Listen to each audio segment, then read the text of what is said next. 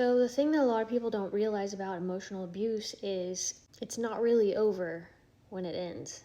And I feel like the word trauma is thrown around so much that we don't really fully give the word the respect it deserves, like what the word trauma actually means. So I have the actual definition. Trauma is a deeply distressing or overwhelming experience that can have a profound impact on a person's emotional, psychological, and physical well-being.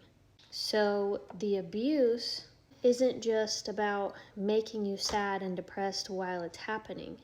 It's about forever changing the way you think about things.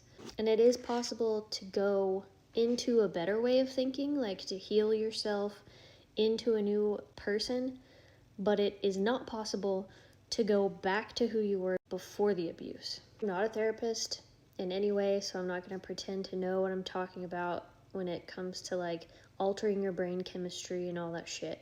First of all, I feel like it affects everyone differently. Not just how you handle it, but how it actually affects you as a person.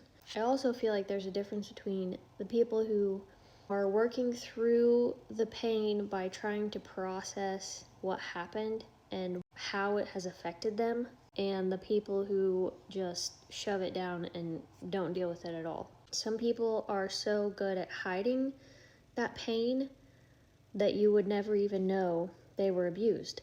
And for others, it's like a paralyzing experience. Like it leaves them so lost and beaten down that they legitimately can't see a way forward. They don't know what to do.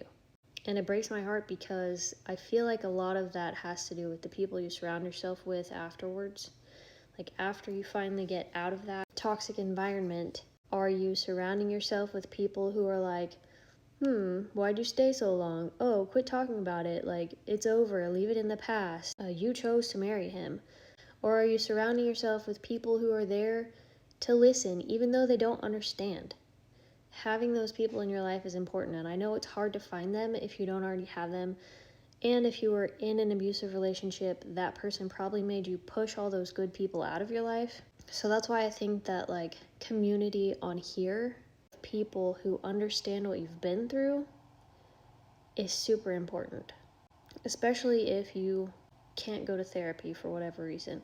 Just knowing that you're not alone and that other people have been through this too, and that there is a way to set your mind right and put your life where you want it to be, I feel like that's huge, no matter what you've been through or how long you were there. So the way the abuse affected you and how you choose to deal with it afterwards both play a big part in your healing process. Now that you're out, separating yourself from that negativity, whether it's coming from you or it's coming from people that you're surrounding yourself with, it's up to you to make your environment and your atmosphere good for you. And I know it can be confusing because, like, you've already been through so much. Just because someone else doesn't understand your pain doesn't make it invalid.